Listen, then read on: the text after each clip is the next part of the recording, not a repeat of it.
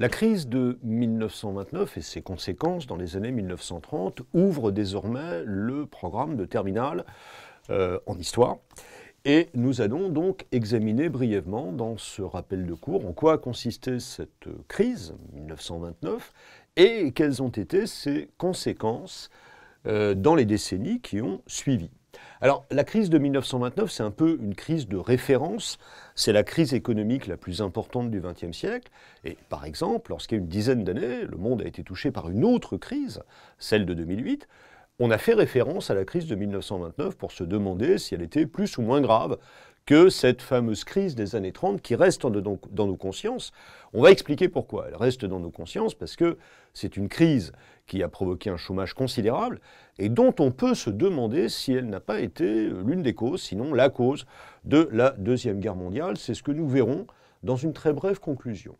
Alors tout d'abord, nous rappelons que cette crise part des États-Unis, car c'est une crise du capitalisme libéral. Alors, les États-Unis, à la fin du XIXe siècle, sont devenus la première puissance économique mondiale. C'est un pays qui est très engagé dans la production industrielle, voire même dans la surproduction industrielle.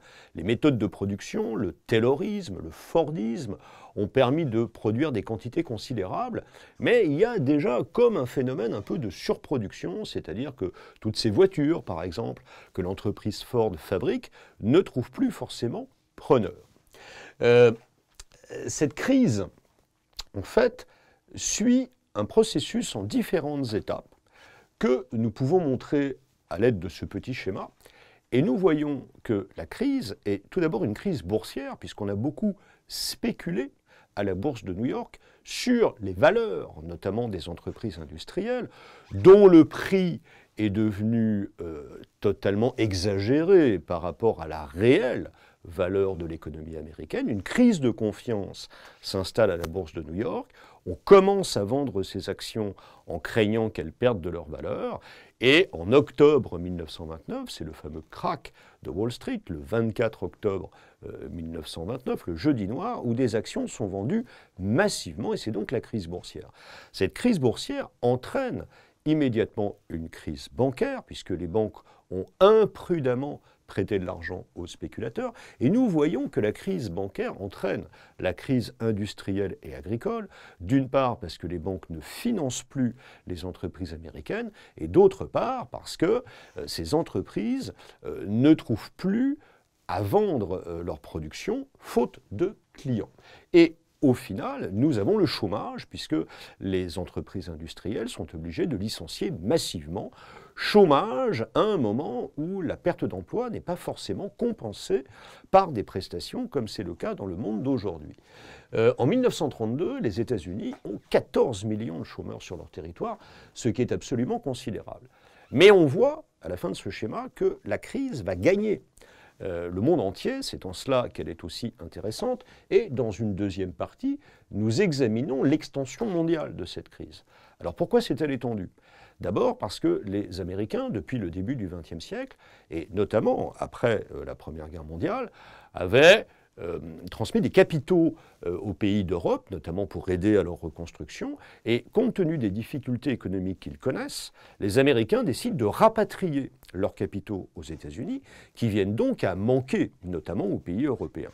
Et puis deuxièmement, la réaction que tout le monde a face à ces problèmes de production et de vente, c'est le protectionnisme. C'est-à-dire qu'on se replie à l'intérieur de ses frontières, on s'efforce de ne pas faire de commerce avec les pays étrangers afin de sauver la production nationale, et finalement la crise entraîne un peu la crise, parce que la rétractation des échanges est très mauvaise pour mettre un terme à cette période de difficultés économiques. Le protectionnisme commence aux États-Unis, c'est la politique du président Hoover, et donc elle se poursuit après dans le reste du monde, presque en guise de représailles, si on peut dire. Alors, quelle est l'extension de la crise ? Nous voyons que les pays sont touchés de façon diverse par cette crise économique en fonction de leur état de développement industriel. La crise est extrêmement forte en Allemagne, puisqu'on voit qu'en 1932, l'Allemagne compte 6 millions de chômeurs. Elle frappe moins durement la France, car la France est un pays moins industrialisé que l'Allemagne, que les États-Unis à l'époque, et la France croit pouvoir notamment se replier sur son empire colonial avec lequel elle va faire le commerce qu'elle ne peut plus faire avec ses partenaires habituels. Du coup, la France a le sentiment d'être moins touchée par la crise, mais elle va être touchée de façon plus durable. Et à la veille de la Deuxième Guerre mondiale, on peut considérer que la France n'est toujours pas sortie des difficultés économiques.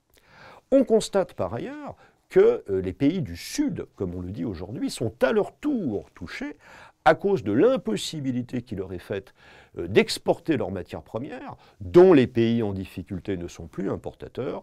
Et nous voyons sur cette petite image bien connue des cheminots brésiliens qui alimentent la machine à vapeur de leur locomotive avec du café, car le café ne trouve plus preneur sur les marchés mondiaux. Dans une dernière partie, il faut comprendre quelles réponses ont été apportées à la crise. Alors, tout d'abord aux États-Unis, et nous rappelons que nous indiquons en rouge les études qui sont des points de passage et qui peuvent être approfondies en cours avec votre professeur. Le président Roosevelt, président d'une importance fondamentale pour la suite de l'histoire du monde, est élu en 1932 sur un programme de lutte contre la crise qu'on appelle le New Deal, qui est un programme de retour à l'emploi par des grands travaux qui sont créés par l'État et de soutien de la consommation afin de faire redémarrer en quelque sorte la machine économique. En Allemagne, on le sait, la crise va permettre aux nazis de reprendre en quelque sorte du poil de la bête parce que le parti nazi était plutôt en déclin dans la deuxième moitié des années 20. Et comme Hitler propose des solutions simples pour remédier à la crise, pour recréer de l'emploi, le parti nazi doit ses résultats électoraux de 1932 au problème de la crise économique qui n'a pas été résolu en Allemagne. Enfin, en France, on nous demande de nous intéresser aux accords Matignon de juin 1936. On est à l'époque du Front populaire. Le Front populaire est un gouvernement qui, en France, a été partiellement élu pour répondre à la crise. Il a aussi été élu pour remédier aux injustices sociales qui existaient en France à l'époque. Et les accords Matignon, qui sont des augmentations de salaire ou des dispositions qui améliorent le droit des travailleurs dans les entreprises, ne sont pas directement liés, en fait, au souhait de remédier aux problèmes de la crise, mais plutôt à la volonté d'améliorer le sort des travailleurs. Donc on a des réponses différentes selon les grandes puissances économiques du monde à cette époque-là. Nous terminons sur deux points de conclusion. La première consiste à se demander si la crise, comme nous l'avons annoncé au début de ce rappel, a directement mené à la guerre. Sans doute non. Nous l'avons expliqué quand nous avons parlé de l'Allemagne. La crise a provoqué en Allemagne les succès électoraux des nazis, et ensuite les nazis ont provoqué la guerre. Mais il n'y a pas de transitivité, il n'y a pas de lien direct entre la crise et la guerre. La preuve, c'est que d'autres pays n'ont pas sombré ensuite dans des régimes de type fasciste ou de type belliciste compte tenu de la crise.